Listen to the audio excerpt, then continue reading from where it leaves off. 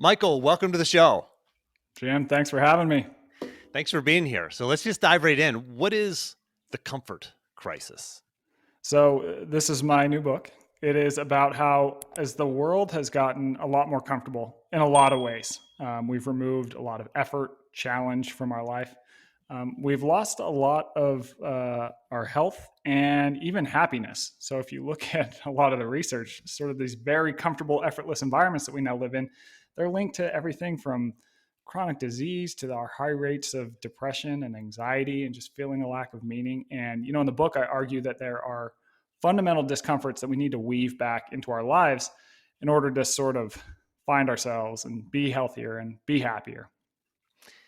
But we're always trying to find things that make our lives easier, right? I mean, that's like the whole trajectory of mankind is to, get a bigger cave, get a more comfortable cave, find more food, find more resources, and to the point now where we're like, okay, gosh, we can talk to somebody around on the other side of the planet from our phone that's held on a screen in our hand. Like everything is so easy now, but we still find ways to make it hard. And I actually do want to talk about that as well. But like, don't we want things to be easier? Why is that a problem?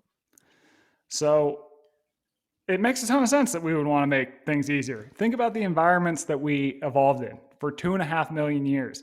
To live was to be uncomfortable, right? Every single thing we did took effort. If you want water, you're going to have to go find it. If you want food, you're going to have to run it down or hike out and pick it from the ground. We faced temperature swings all the time. If we could stay out of the elements, that gave us a survival advantage. If we could overeat, that would give us a survival advantage because food was hard to come by. So we developed this drive to always be comfortable. That served us. We default to that which is going to be easiest and most comfortable. But now, especially in the last 100 years, our world has tipped to one of comfort generally. We're just surrounded in comfort in a variety of ways. So think of your average day of temperature control. You sit behind a screen all day. You're no longer working with your body. We have really easy access to food, and our food is very calorie dense too, right? It's all processed, and we don't have to put in any effort into our days. And so this drive we have to be comfortable, to do the easiest thing that served us for 2.5 million years, all of a sudden it doesn't serve us as much anymore. Why not? I mean, it feels good, right? I'm sitting here and, there's a refrigerator right over there. I can go there and eat this calorie dense food. It's like, it's easy for me, right? Yeah. Why does that not serve us? I mean, and should we be architecting discomfort back into our lives? And if so, why? Yeah, I think we should. So, I mean, look at the biggest problems that society is facing right now. More than 70% of people are overweight or obese. Heart disease was basically non-existent until about 100 years ago, and now it is the number one killer of people around the world. These two things are all brand new in the grand scheme of time, and they are mainly due to the fact that we don't have to move anymore. You know, we didn't exercise in the past because to live was to put physical effort into your day. So our ancestors moved around more, like 14 times, were 14 times more physically active than us. We also didn't have this access to this food system we have now, where we always have food around, and it's food that's ultra processed and calorie dense. So you pair this drive we have to overeat food, to eat calorie dense food, and to not move, because in our past, it's like, if we could be as lazy as possible, that was a good thing because it saved energy. Put us in this new environment, and it's the driver of a lot of our problems. And this goes, I mean, I can go on for days about this stuff. Think of how high anxiety and depression are right now. Well, a lot of this is tied into the fact that as we evolved, boredom was this evolutionary cue that was uncomfortable, that would tell us to go do something more productive with our time. But now we've engineered all these different screens in different forms into our life. We're no longer bored. So anytime we feel like this twinge of boredom, we just pull out our phone and we go on Instagram, and all this attention we're putting into screens is really tied to these astronomical rates of anxiety and depression that we have. We're no longer challenged. We've totally removed challenge from our lives. In our past, we would have to do hard things all the time, whether that was from hunting, whether that was from, moving our family from summering to wintering grounds.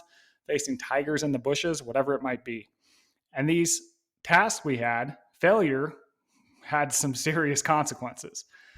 Well, nowadays we don't take on big challenges, and the challenges we do, often the failure rate is not, we choose things that we know we can do because we still fear failure, right? So we don't really get pushed out to our edges where we learn something about ourselves anymore. We're not pickled into these moments where we're like, oh man, I'm way more capable than I thought I was, and on and on and on. Yeah, I mean the whole topic of failure. I mean, my goodness, like if we failed before, it could mean we get eaten, right? We could mean we get killed. It could mean we lose a family member. We get maimed, which I mean, you get maimed tens of thousands of years ago. That's like that could be your life. That could be your family's lives. All right. So this fear of failure, like you referenced in the book, actually, at one point you said, some of our biggest fears are like messing up on a PowerPoint presentation, and like, the worst we get is like a stern look from our boss, Mm-hmm. Yeah. but failure is so painful, and we avoid it now, right?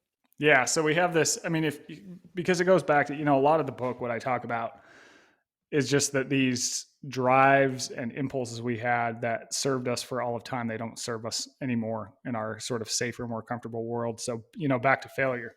In our past, failure could have meant death.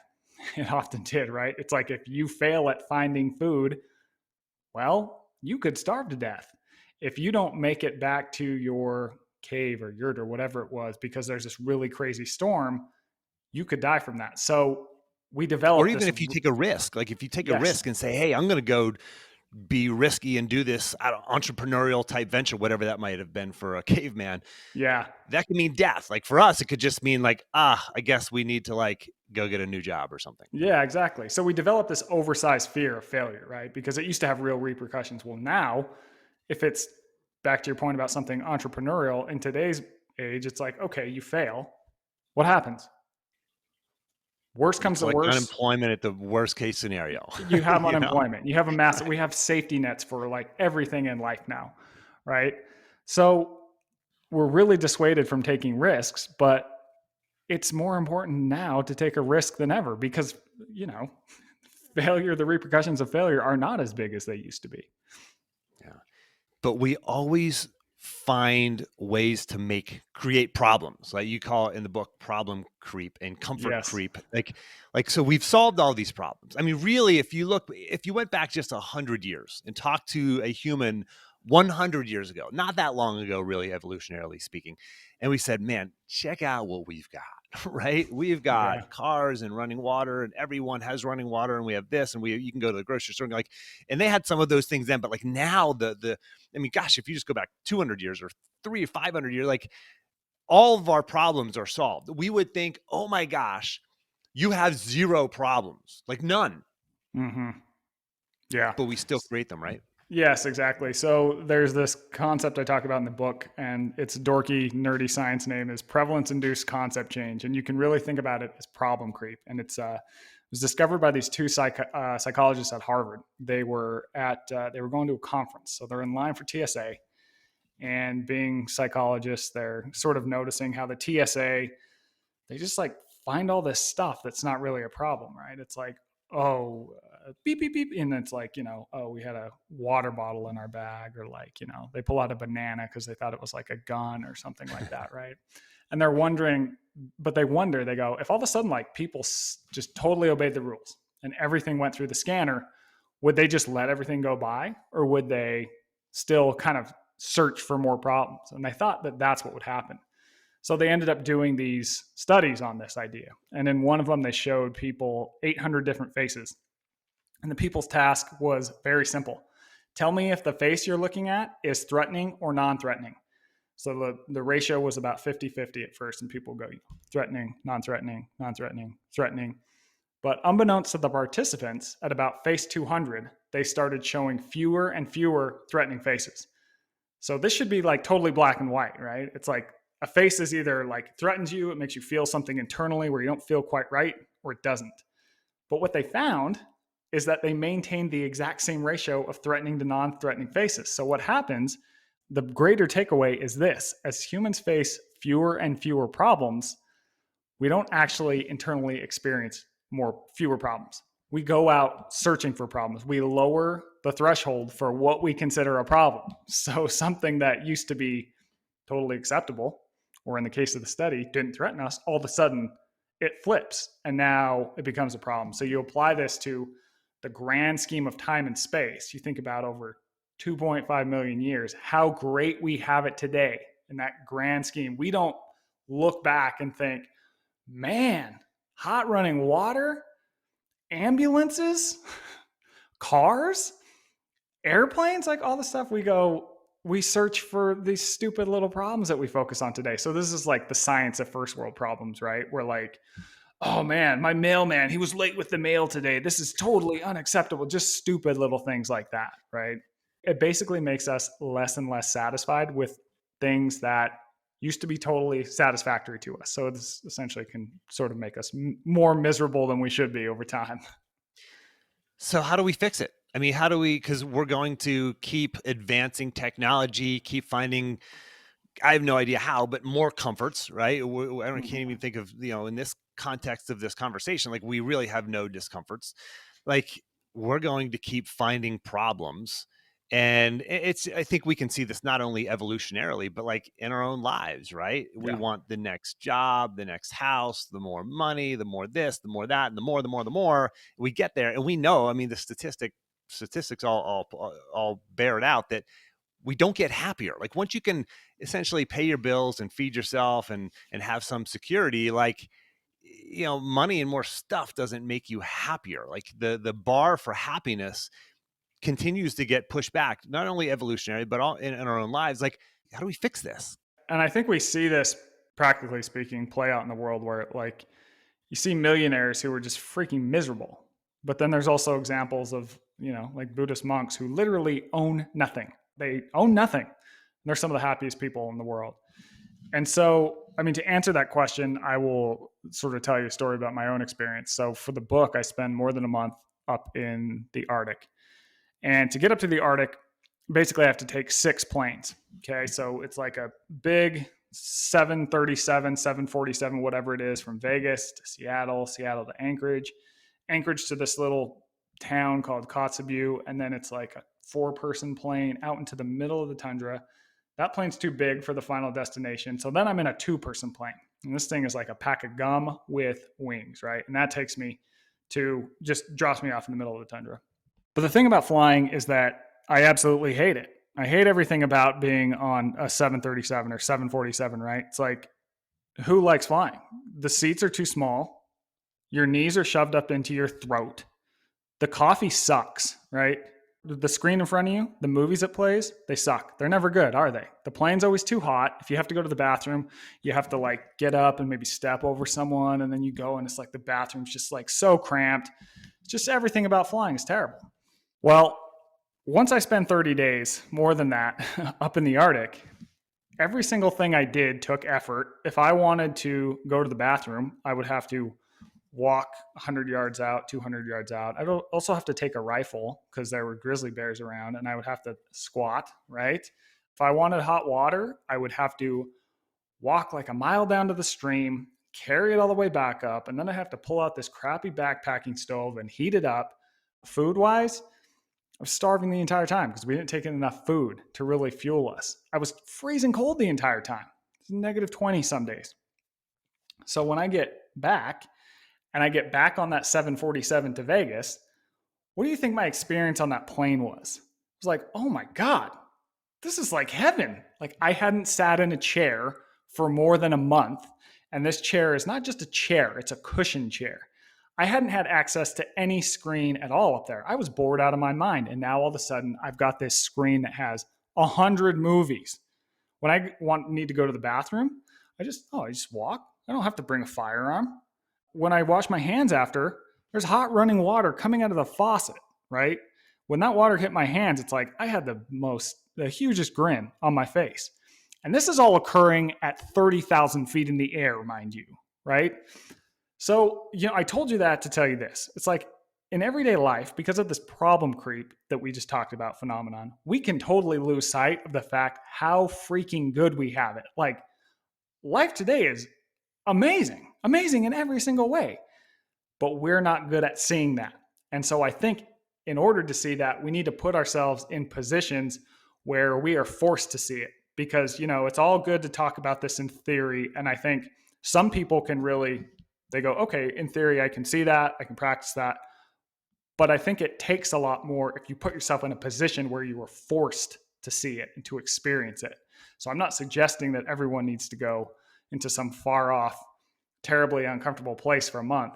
But I am suggesting there's probably ways that you could shed a little light on this problem creep phenomenon in your own life. For example, what if you were to volunteer at a homeless shelter? Well, that'd make you realize that you have it pretty good, right? If you're a volunteer to help kids who are orphans, I don't know, right? There's a lot of different ways that you can put yourself in a position where you are forced to realize, hey, things aren't that bad. Things aren't that bad. Even though I can complain about, the traffic on my way to my, workout class, and that was bad, but there's bigger problems out there in the world. That takes a lot of intentionality. That takes a lot of stepping back out of the busyness and craziness of the real world to recognize that. Shoot, I'm here, as I mentioned, Michael, at my sister-in-law's house in Montana, and I just noticed on her wall this morning, there's a quote that's hanging. It says, "The secret to having it all is knowing that you already do." Totally. And we have to realize that. We have to pull back and realize that. And you talk about architecture, or doing these experiences like you did up in the Arctic, going through severe pain and discomfort over the extended period of time. Maybe not severe, but like some pretty serious stuff that you did up there in discomfort in terms of food and hunger and cold and everything else, and just the exertion and fear of having to take a firearm with you. There's so much value in that. Like, you talk about another concept in the book called the misogyny. I don't know, am I pronouncing that right? Yeah, And misogyny. okay, can you tell us about the misogyny? Yeah, so I met this as part of the book. I met this guy whose name's Marcus Elliott, and his background is that he's a Harvard MD, but he decided he didn't want to be a doctor. He wanted to revolutionize sports science. Now, this is in the early 2000s, and this is a pretty big goal, but turns out he actually did it. So his first job he took was with the Patriots, and they had a really high hamstring injury rate, and he dropped it from like 23 a season down to 3. They really started winning after that. Tom Brady helped, Belichick helped too, right? But like the fact that most of the players were healthy also really helped. He now runs a facility called P3, where he applies like big data and movement analytics and all these like numbers, datas, and figures to sports training, more or less. But he also knows that what really improves human performance and just human well-being, it can't always be measured by numbers, right? So to get to those sort of unmeasurables that we know some people have, like especially some players, it's like, why is it that certain players might be okay most of the season, but come like a clutch situation in the playoffs, they're just like, yeah, hand that person the ball, whatever it is, What is that? So to get to that, he does this thing called misogyny. And the idea is that once a year, I'm going to do something really, really freaking hard outside. There's only 2 rules. One, it's got to be really hard, and he defines that by saying you should have a 50-50 shot of finishing it. Number 2 is that you can't die. That one's pretty straightforward, right? So back to our conversation that we just were talking about with the challenges that we used to face in our past lives. It's like we used to have to do these things, and each time we would accomplish something really challenging in our outdoor environments, we would learn something about ourselves and our potential. We would think, I don't know if I can do this, but we would kind of keep going past what we thought was our edge. And then we could look back and be like, oh man, here I am. What I thought was my edge is back there. What else in my life am I selling myself short on? Right? So misogyny is sort of mimicking that same idea by choosing something that is really hard, maybe beyond your capability. You're going to get to that point where you think you're going to have to quit. Like, I'm going to have to quit. Going to have to stop doing whatever I'm doing. But then you keep going, and you have that realization where you realize you were kind of selling yourself short, and that you're a lot more capable than you ever thought you were. So some of the things that these people will do, they've done things like they hadn't really stand-up paddleboarded much, and they decided they're going to stand-up paddleboard across the Santa Barbara Channel. It's like 25 miles. It took them like 8 hours, but it was like by focusing on that next perfect stroke, it's like, Okay, we're still going. We're still going. And then you look back and all of a sudden you've crossed an entire ocean, right? And then they can take that into their normal life and they can be better for it. It sort of reframes the idea of once you've done something like that, you maybe get in front of that presentation that you have to give to your office. It doesn't seem as much of a big deal anymore. You're just kind of like, oh yeah, I've accomplished this totally other thing and learned a lot about myself. I realize now that I have this gear on board that I didn't realize was there. Because the thing about modern life is it's great, it's comfortable, but we're never forced into these positions where we learn and can see and experience I can do way more than I ever thought possible. Has he failed at any of these misogys? I mean, there you mentioned a 50-50 rate, kind of aiming for the Yeah. 50-50 target in terms of success or failure. I may or may not be able to accomplish this. And if you do fail at a misogi, is there still value? Yeah, I mean, as the numbers show, he's pretty good. He's a 50-50 failure rate. And yes, I think you still can, because I think still you're going to, like, let's say, for example, you were like, I've done a marathon before. Actually, let's make it even easier, because I think what's important about these is that 50% is very personal, So if you haven't run or worked out or done anything physical in years, you can still do something like this. Let's say that the longest you've ever run is 3 miles in your life. You haven't run much in the meantime. So you could ask yourself, all right, I know I've done 3 miles. Do I think I could do 6? And if you're like, well, I think I could probably do 6. Okay. Well, what about 8? 8, you might go, oh man, I don't know if I can do 8. So there's your misogi, right? Because that's like it's not like a, no, definitely couldn't do 8. It's like, oh, if you feel that real like kind of fear and you're like, oh, hey, I don't know. That's your misogi. So let's say you go out and you try 8, but you get to mile 6.5 and you're just like, man, I can't do this. I'm going to have to quit. But most people still keep trying a little bit, right? Like you're going to get past that point where you thought you couldn't go any further. And even if you quit at mile 7, you still have that moment, not to mention you just did 7 miles. The longest you did ever done was 3 miles. So like clearly what you'd done before was like very, very within your comfort zone and safety limit, right?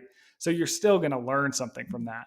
And, I think sometimes people will think, oh, well, isn't it dangerous or whatever? It's like, remember the rules. Rule 2, don't die.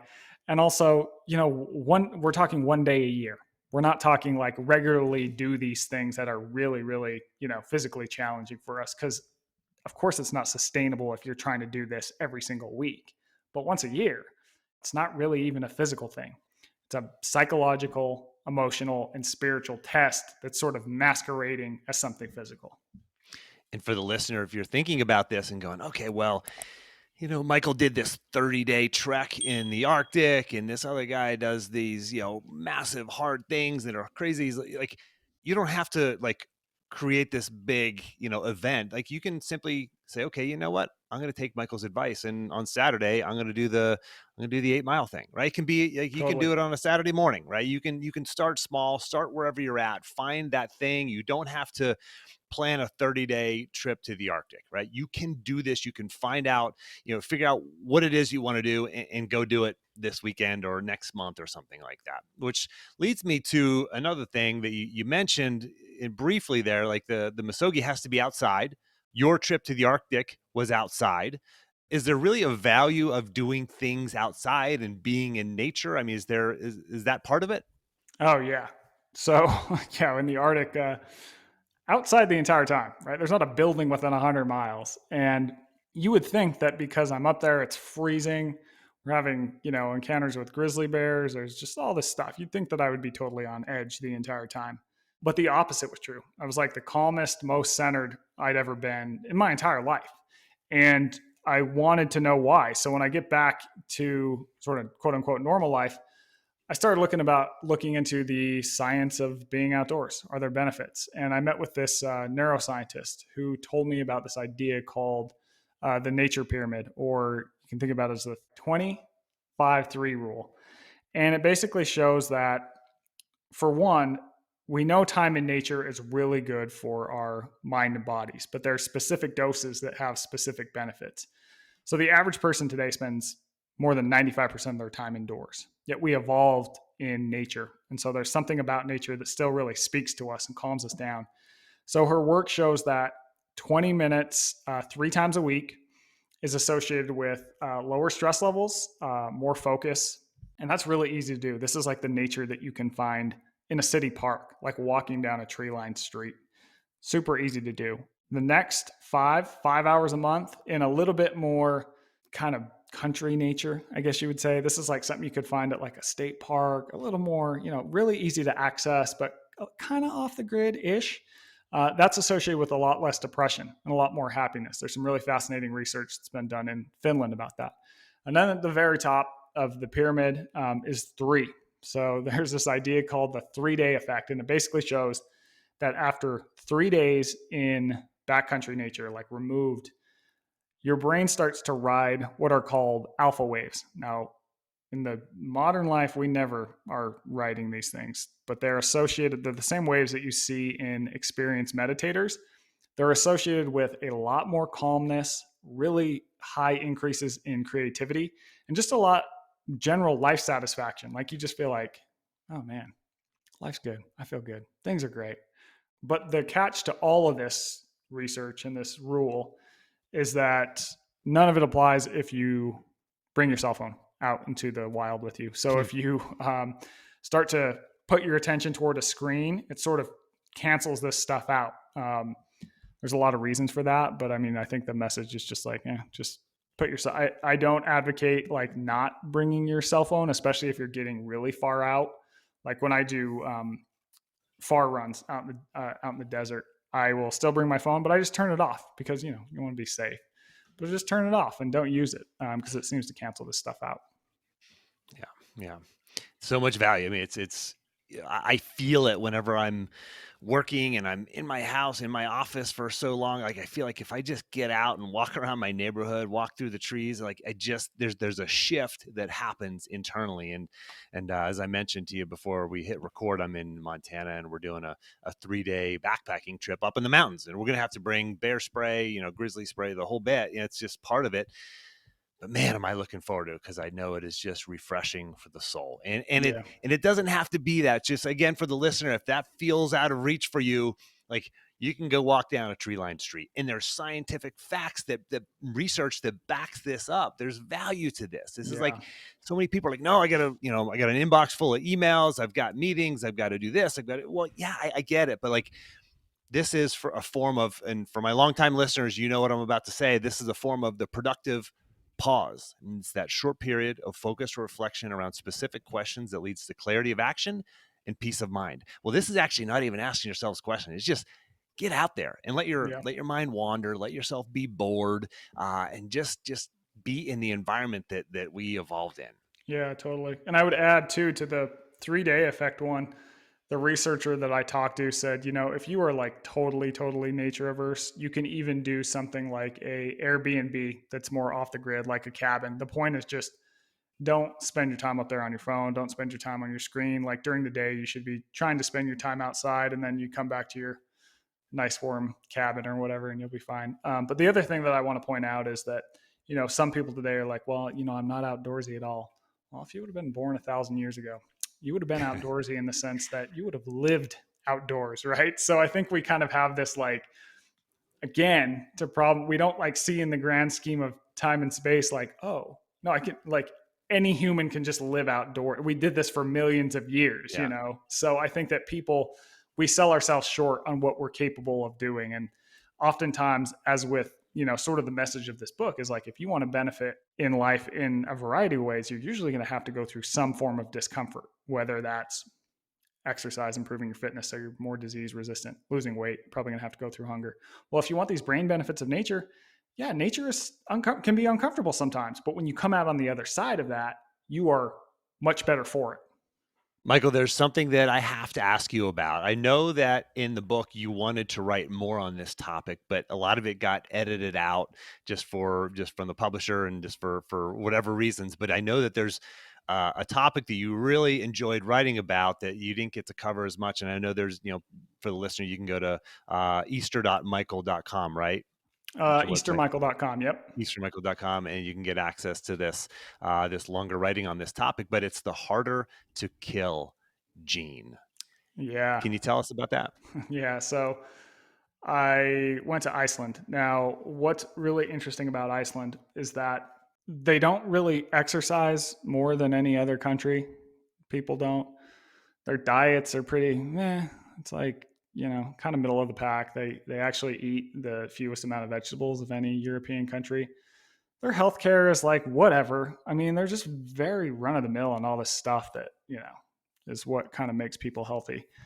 But the men in particular are the longest living on earth. They beat every other country. And I wanted to know why that was. So I go there and I meet with this guy whose name is Kerry Stefansson. And he used to run the neurology department at Harvard for a bunch of years. But he's a full-blooded Icelander. And he recently, well, I think it was probably 15 years ago now, moved back to Iceland to study genetics. He's got this massive genetic laboratory that has like 200 scientists. And he's kind of trying to get to the heart of why Icelanders are healthy and also learn a lot about other diseases. So basically the theory is, and it needs a lot of work. It's kind of like one of these working theories, but it's fascinating, is that Iceland for basically all of time had no one on it. It was just totally unpopulated. Then about 1,000 years ago, these Vikings from the north of Norway, they were like sort of disaffected by this king. So they got in these boats and they left. They're like, we're getting out of here. They swung by the UK. They're Vikings. So they kidnap a bunch of women. Okay. And then they sail their boats to Iceland and they land on this rock and they're like, all right, let's live here. Now, as one Icelander put it to me, Iceland is a shit place to live. It's always way too cold. It's super windy. The sun doesn't come up a ton. When they got there, there's literally nothing grows on the island. So they had to eat, they brought animals with them. So they would have just animal products like sheep and cows and stuff like that. It was a terrible place to live. A lot of people died, couldn't rough it in Iceland. At one point, they had the highest infant mortality rate ever recorded. It was like 600-700 deaths per 1,000 kids born. Wow. Just really, really rough and tumble place to live. And what they think happened is that because Icelanders over 1,000 whatever years evolved in this really uncomfortable landscape, essentially culled the herd, and sort of the weakest people didn't make it. And now they're left with these people that are just like the product of like the most badass people on the island, and it's helped them live on and live longer.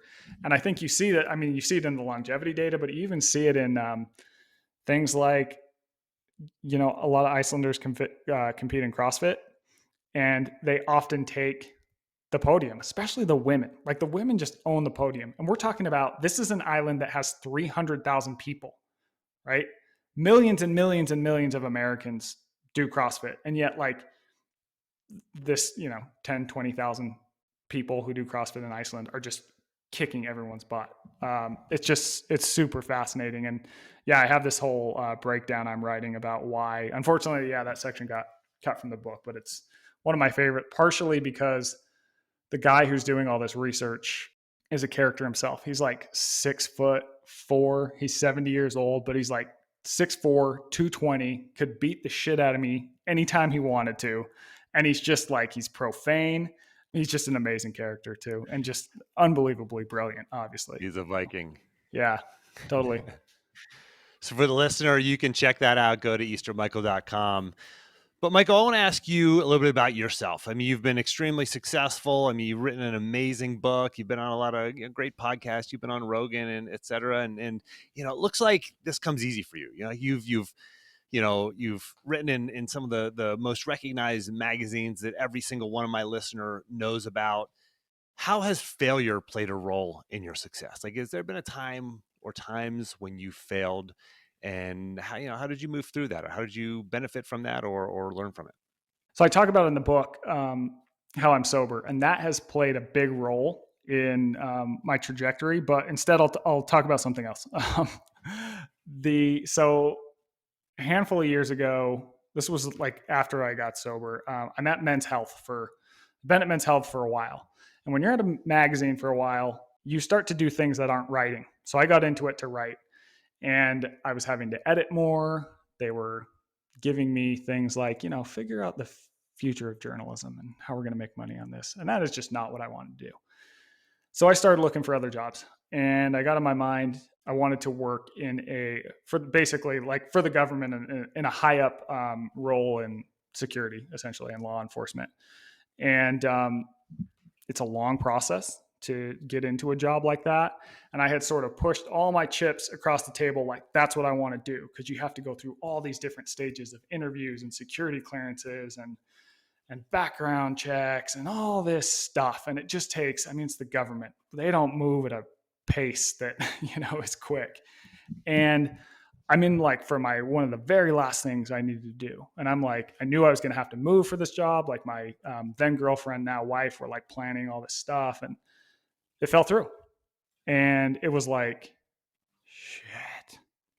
shit, like, what am I going to do? And I was just totally dejected. I was like, oh my, like, I'm going to have to stay in this job. I don't like all these things. Right now, the funny thing is when I was thinking about what should I do, when I had sort of had this feeling like Men's Health and the position I'm in isn't working out, I was like, it'd be probably my number one pick would be to be a journalism professor, because then I could spend half my time teaching and half my time writing, and that just sounds great. But the thing about that is you need a PhD, and I don't have a PhD. So what could I do instead? Oh, I'll like look into this other thing.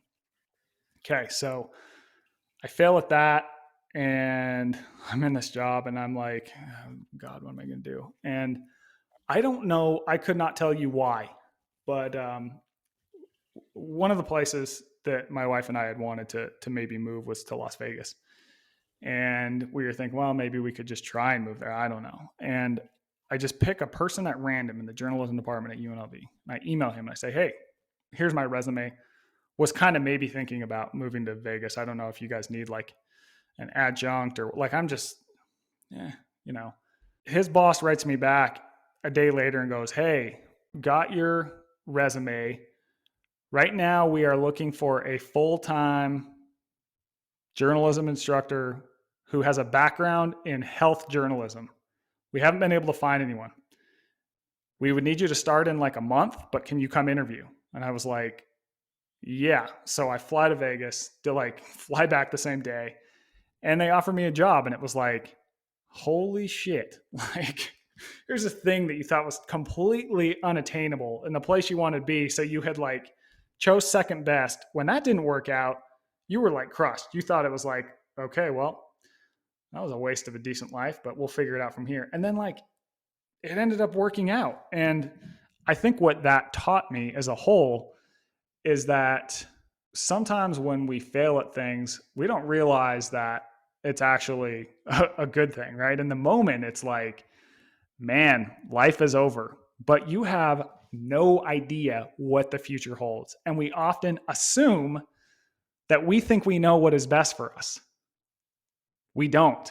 You don't. That's definitely a thing that I've had to work on, is realizing whatever I'm assuming at this moment, I'm probably wrong in some way, whether I'm kind of wrong or oh my God, you are so wrong. I don't know, but it's usually some degree of things. So I think that has just kind of made me realize when things don't go my way, it's possible that they actually are going my way, but I'm not going to see the returns on that for months, weeks, years, Yeah.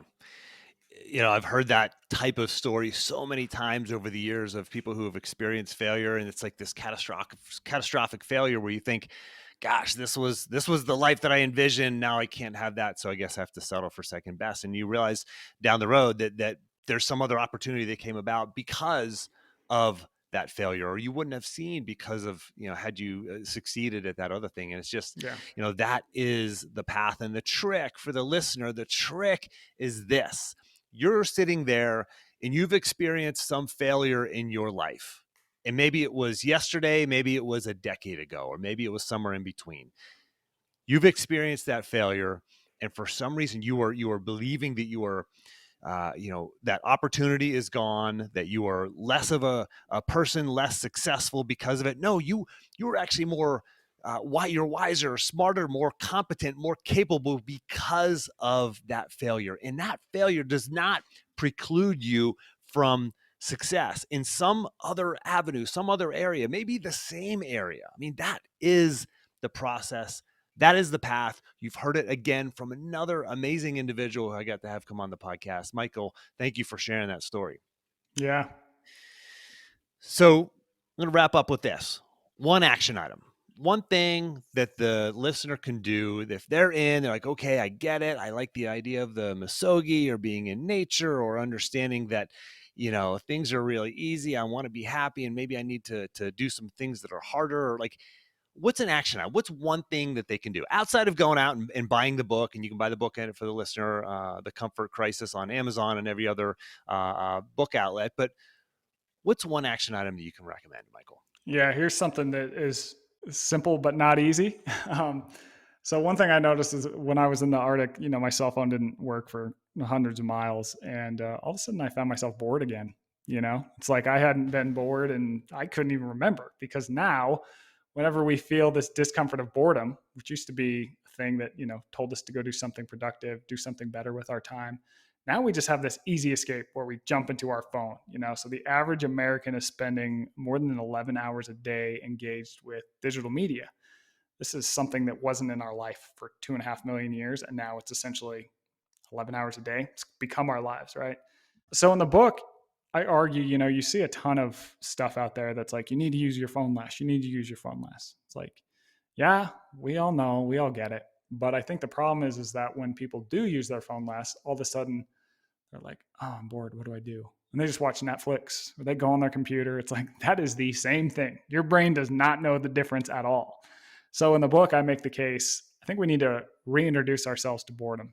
So I recommend that, every day, once a day, just completely detach from electronic stuff and spend some time just being with your thoughts and seeing where they take you, because you're going to find that they're going to go in some interesting places. You're going to have some time to think inward. You're going to give your brain a rest, and you're probably going to come up with some creative ideas. There's a lot of interesting research that says that boredom is a really great spur for creative ideas, and we just don't get it anymore. So, what I do to do this is every day I'll take a walk without my cell phone. I'm like, yeah, sometimes when I'm in my head, it's just complete madness. But other times I come back and I'm like, bam, had an amazing idea for an article I can write for Men's Health, or had an amazing idea for how I'm going to figure out how to explain this complicated topic in my book to the average person, etc. And I wouldn't get that if I was just like, I'm going to take a break and I'm going to spend it watching cat videos on Instagram.